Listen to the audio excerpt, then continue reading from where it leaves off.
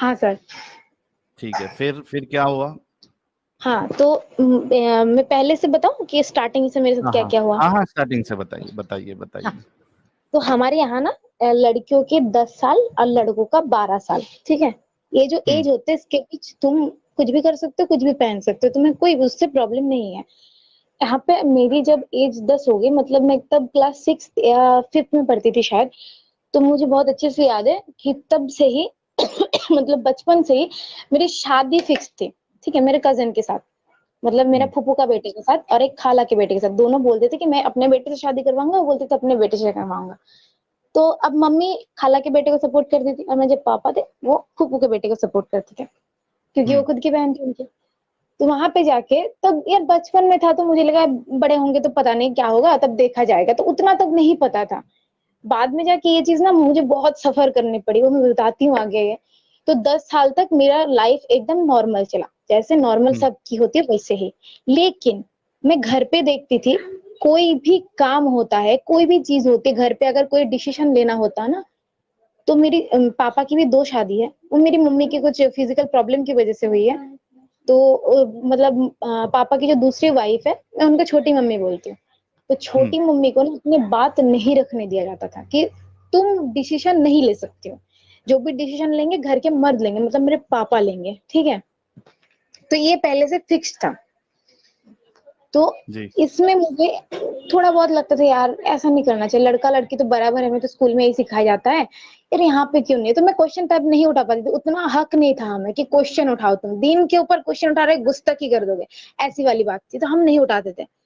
तो इसके बाद जब थोड़ी सी बड़ी हुई तो पापा ने जबरदस्ती बोले कि नहीं अभी तुम्हें हिजाब पहनना पड़ेगा, बुर्खा पहनना पड़ेगा, बाहर जाओ तो। और बाहर मतलब हमें सिर्फ स्कूल और ट्यूशन के लिए भेजा जाता था, ठीक है। तो हम मतलब बुर्खा पहनने लगे, हिजाब पहनने लगे। स्कूल में हमारा बुर्खा अलाउ नहीं था, क्योंकि वहां पे ड्रेस कोड होता है। तो उस ड्रेस कोड के हिसाब से तुम हिजाब पहन सकते हो, लेकिन बुर्खा नहीं पहन सकते, क्योंकि हिजाब पहनने के लिए मना नहीं कर सकते, क्योंकि बिलीफ सिस्टम के ऊपर है। तो हिजाब पहन के जाते थे, जैसे कि ड्रेस पहन लिया, उसके ऊपर सर ढकने के लिए कोई और एक्स्ट्रा दुपट्टा ले लिए, ऐसा होता था, ठीक है। हम्म लेकिन लड़कों के लिए ऐसी कोई चीज नहीं थी। लड़कों के लिए जो भी चीज है सिर्फ और सिर्फ सुन्नत है, तुम करो तो अच्छा, नहीं करो तो कोई बात नहीं। लड़कियों के लिए हर एक चीज फर्ज है, क्योंकि हम्म हमें बचपन से बताया गया है जो भी जहन्नम मतलब जहन्नम में जाएगी जितनी भी, वो ज्यादा से ज्यादा लड़की होगी, क्योंकि सबसे ज्यादा गुनाह लड़की करती है, सबसे ज्यादा जिना लड़की करती है, ये बताया गया है। तो हमें संभाल के रहना चाहिए, क्योंकि हमें जहन्नम में नहीं जाना है।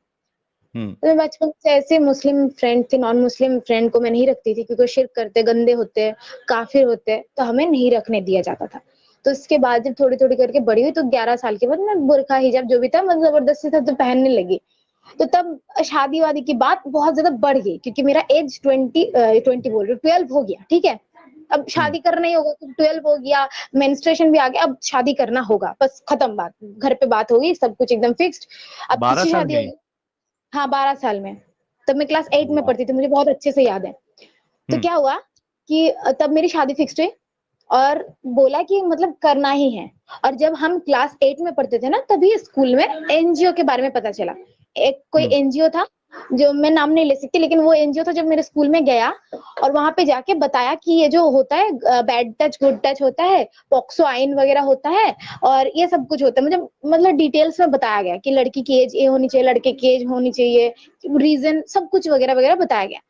और मुझे हम्म साथ साथ ये भी पता चला कि आप अगर जल्दी शादी करवाने के लिए कोई फोर्स करे तो आप खुद कंप्लेन कर सकते हो पुलिस स्टेशन में जाके, या फिर किसी और से भी करवा सकते हो, और हम्म तुम्हारे घर वालों को लॉकअप में भेजा जाएगा, ये मुझे पता चला। और हमें हर किसी को, जो हमारे यहाँ का पुलिस ऑफिसर थे, मतलब थाने के जो इंचार्ज थे, उनका नंबर दिया गया, और कुछ ऐसे इंपॉर्टेंट नंबर थे वो दिया गया कि अगर ऐसा हम्म होता है तुम्हारे साथ, तुम कॉल कर लो, एक बस कॉल करके बता दो कि कहाँ पे हो, क्या नाम है तुम्हारा, इतना बता दो, और ये प्रॉब्लम हो रही है। और खुद नहीं कर पाओ तो किसी और से बता दो, कोई प्रॉब्लम नहीं। तो मैंने घर हम्म पे आके जब सुना ना कि हाँ चलो ये तो बात हद से बढ़ रही है, तो मैंने घर पे ना आके, क्योंकि हमें तो सिखाया था कि डरो, है ना, अल्लाह से डरो, बचपन से तो यही हम्म सिखाया जाता है।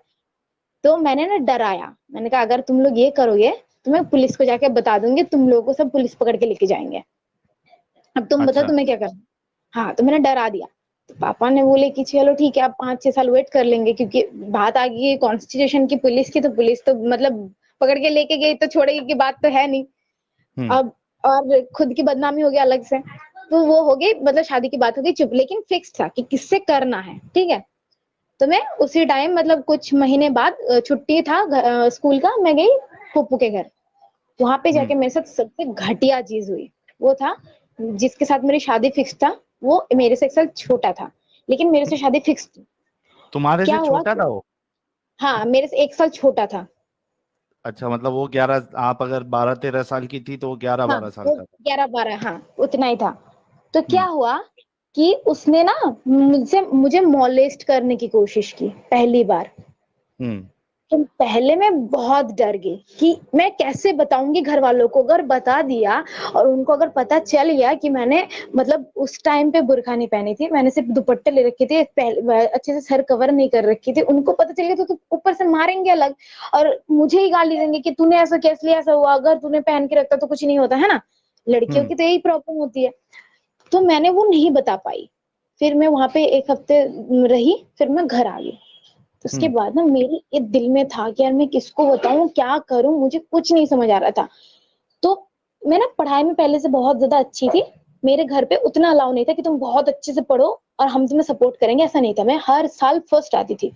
तो मेरे स्कूल के टीचर मुझे बहुत हेल्प करते थे पढ़ाई में। जैसे कि हम्म। बुक्स मेरे घर से बहुत ज्यादा नहीं खरीद के दिया जाता था, जितना जरूरत होती थी कि हाँ क्लास में यही बुक्स, टेक्स्ट बुक लगेंगे, वो स्कूल से दिया जाता था। और एक्स्ट्रा बुक मुझे खरीद के नहीं देते थे।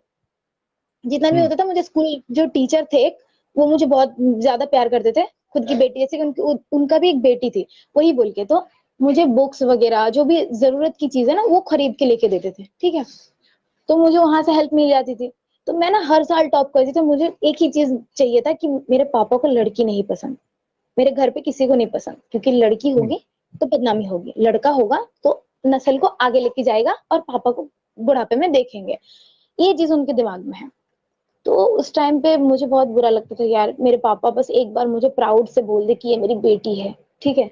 तो मुझे ये हर साल में चाहती थी कि मैं टॉप करूं और ज्यादा अच्छे से मार्क्स लाऊं, शायद बोल दे प्राउड से ही कि ये मेरी बेटी है बोल के। और उस टाइम पे ना और एक चीज बता दूं, मैं ना राइटिंग करती थी, मतलब मैं पोएम लिखती थी, ठीक है। तो हम्म। मुझे शौक था, मुझे अच्छा लगता था। ये तो मतलब खुद के ऊपर होता है ना, तुम्हारे अंदर टैलेंट है तो तुम लिख रहे हो। तो मेरे साथ भी वही था।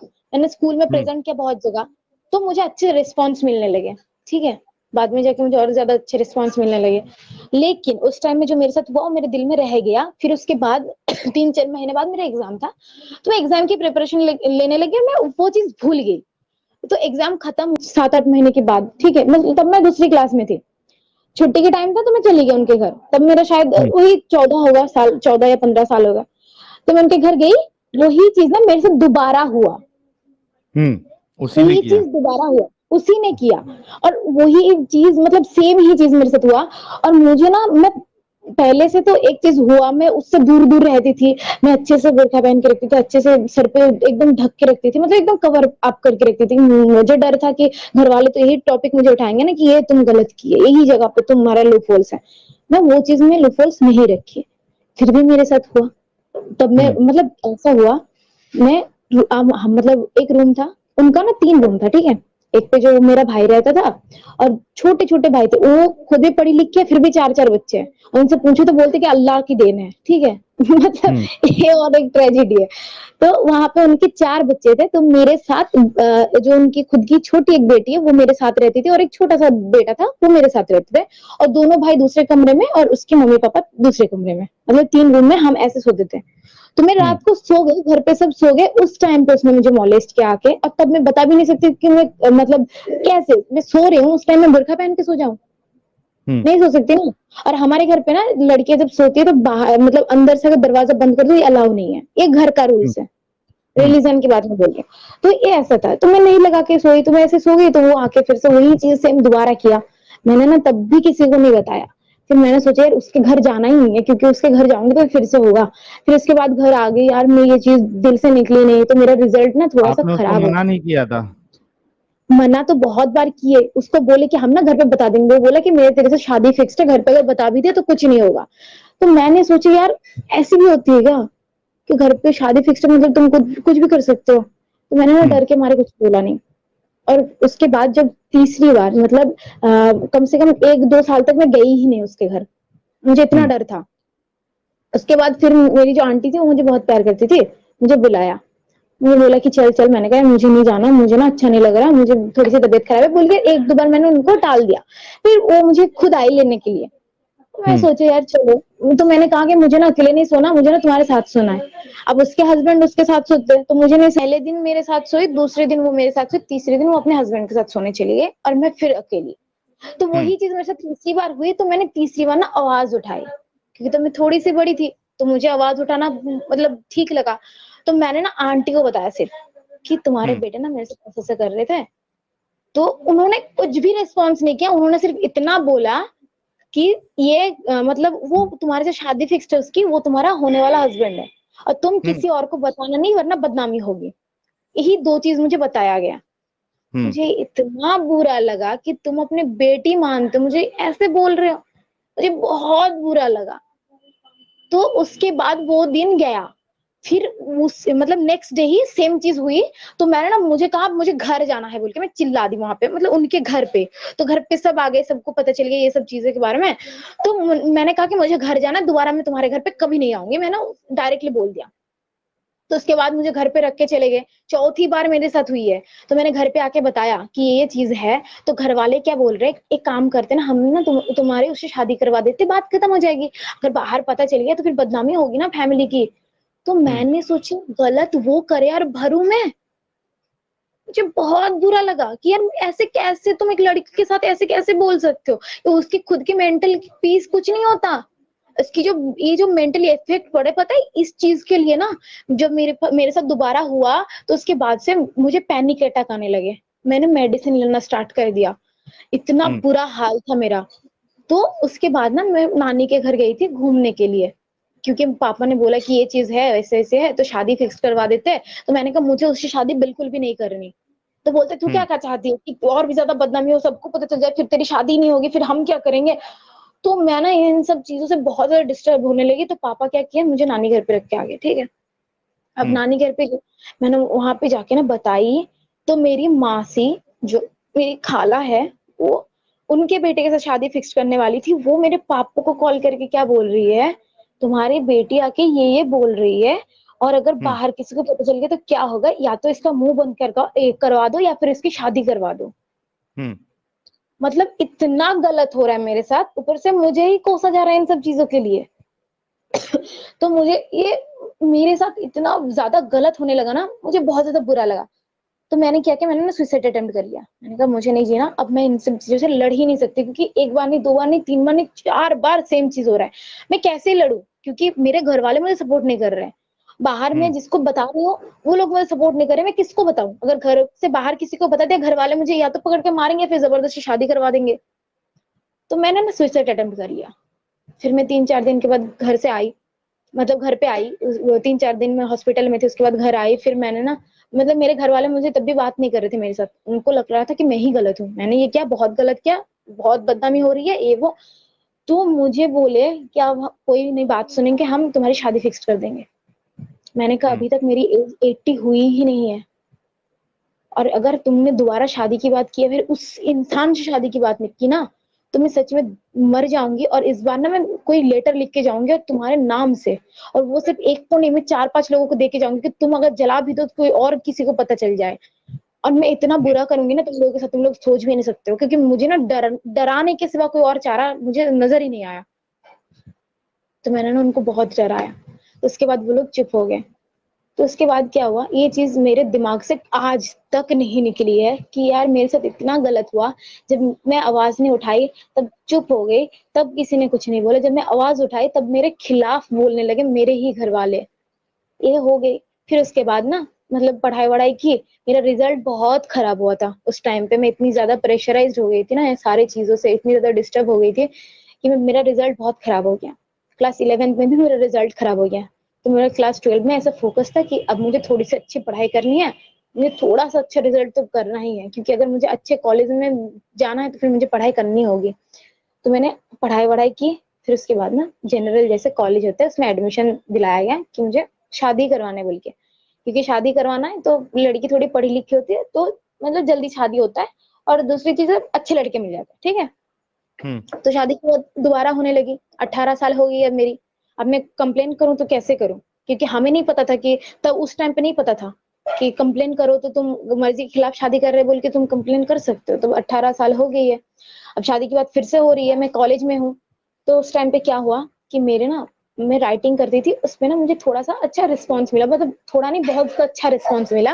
मैं जब कॉलेज में प्रेजेंट की अपने राइटिंग को कोई कंपटीशन था, मुझे फर्स्ट प्राइज मिला।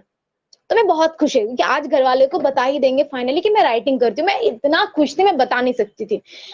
घर वाले को आके मैंने सबसे पहले पापा को बताया, क्योंकि मेरी मम्मी तो थी नहीं, छोटी मम्मी उतना नहीं समझती ना मुझको। तो हम्म। मैंने पापा को जाके सबसे ज्यादा खुश होकर मैंने बताया, पापा मुझे फर्स्ट प्राइज मिला है और मैं राइटिंग करती हूँ, आपको पता है? पापा ने क्या जवाब दिया पता है? आप क्या सोच रहे हो कि पापा ने बहुत ज्यादा अप्रिशिएट किया होगा? पापा ने मुझे हम्म। बोला, अगर तुम राइटिंग करोगी ना तो तुम मतलब नास्तिक बन जाओगी। और मैं हाँ। पर्टिकुलर एक राइटर थी जो मुझे बहुत पर्सनली पसंद थी, वो था तस्लीमा नसरीन, क्योंकि वो रिलीजन से बेस से निकल के आई थी, तो मुझे वो पसंद थी तस्लीमा नसरीन। घर पे मुझे वही चीज दोबारा बोला गया कि तस्लीमा नसरीन बन जाओगी, तुम नास्तिक बन जाओगी, धर्म से दूर चली जाओगी, तुम ये नहीं कर सकती हो। हम्म। तो मेरी जितनी भी डायरी थी राइटिंग की वो सब जला दिया, सब जितने भी थे।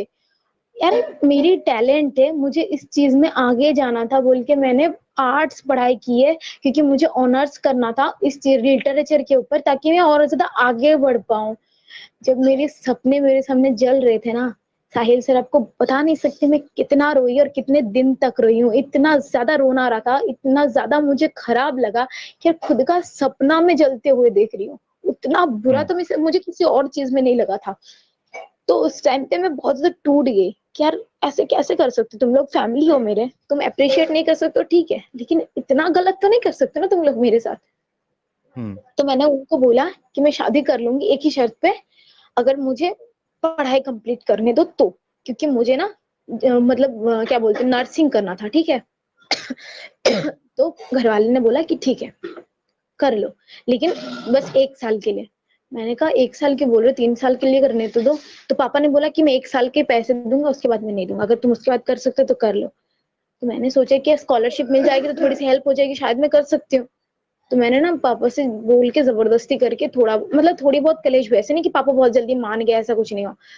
मैंने घर पे वही मैंने कहा कि अगर मैं सुसाइड करूंगी, इसमें से डर आया फिर से, क्योंकि मुझे एक ही चीज नजर आती थी कि घर वालों को बात मनाने के लिए मुझे डराना है। मुझे यही हम्म। चीज पता था, मुझे यही रास्ता पता था, तो मैंने डरा दिया। उन्होंने बोला कि ठीक है, लेकिन मैं 1 साल की पैसे दूंगी, उसके बाद तुम मर जाओ, क्या करो मुझे नहीं पता। मैंने कहा ठीक है चलो ये भी मैं मान लूंगी, क्योंकि अगर मैंने 1 साल भी कंप्लीट कर लिया प्रैक्टिस करने के लिए कोई हॉस्पिटल में ज्वाइन कर सकती तो मुझे पैसे मिलेंगे, मुझे पता था। तो हम्म। उन्होंने मेरा एडमिशन करवाया। मैं घर से निकली उस टाइम पहली बार बाहर, हॉस्टल में थी। और हमारा हॉस्टल ना मतलब रिलीजन के बेस पे नहीं था। मेरा जो रूममेट था ना वो कोई भी मुस्लिम नहीं थे, हम 4 रूम में रहते थे, 4 लड़कियां। वो मेरी रिलीजन की थी नहीं, ठीक है, मतलब हिंदू ही थी। तो मुझे इन इतने गंदे चीजों से जब बाहर निकल के आई, जब मैं हॉस्टल में पहली बार गई, तो मुझे उस टाइम पे पता चला कि लड़की की भी इज्जत होती है, लड़की की भी हक होती है, उनकी खुद की मर्जी होती है। तो मुझे पहली हम्म। बार पता चला, मुझे इतना इंडिपेंडेंट फील हो रहा था ना, मुझे लग रहा था कि बस ऐसा मेरे घर पे मैं दोबारा नहीं जाऊंगी। इतना ज्यादा मुझे घर से नफरत होने लगी, मुझे इतना ज्यादा नफरत होने लगी मैं बता नहीं सकती। तो उस टाइम पे ना मुझे एक चीज फील हुई, यार इंसान इतने गलत क्यों कर सकते हैं, क्यों? और मैं 5 वक्त की नमाज पढ़ने लगी, मतलब पढ़ती थी। वो लड़की 5 वक्त की नमाज पढ़ना बंद कर दिया, सिर्फ और सिर्फ इसलिए क्योंकि इसमें ना हक नहीं है, लड़कियों के हम्म। लिए कुछ भी नहीं है। हमें हमेशा पाबंदी में रखा जाता है, एनवेलप में पैक करके, बुरखे में पैक करके, ये बोल के कि अगर तुम पहले बात तो घर वाले, दूसरी बात हस्बैंड की बात मानोगे तो ही जन्नत में जाओगे। और अगर अल्लाह रसूलुल्लाह के अंधाधुन फॉलो करोगे, अगर तुम कुरान को रट्टा मार के पढ़ोगे तो तुम जन्नत में जा सकते हो। ये बताया हम्म। जाता है हमें इस्लाम के बारे में, सिर्फ इतना बताया जा सकता है कि इस्लाम सबसे अच्छा खूबसूरत एक मजहब है, जिससे खूबसूरत कोई और चीज हो ही नहीं सकता। अल्लाह के ऊपर कोई भी नहीं है, रसूलुल्लाह के ऊपर कोई भी नहीं है, और इन लोगों के साथ हम किसी और को कंपेयर नहीं कर सकते। और कुरान इतना ज्यादा पवित्र है, इतना हॉली है कि हम इसको किसी और चीजों के साथ कभी कंपेयर तो क्या बात भी नहीं कर सकते। और जिनके ऊपर ये नाजिल हुआ, मतलब हमारा प्रॉफिट सल्लल्लाहु अलैहि वसल्लम, मतलब हमारा मोहम्मद, उनसे ज्यादा अच्छा इंसान कोई और हो ही नहीं सकता।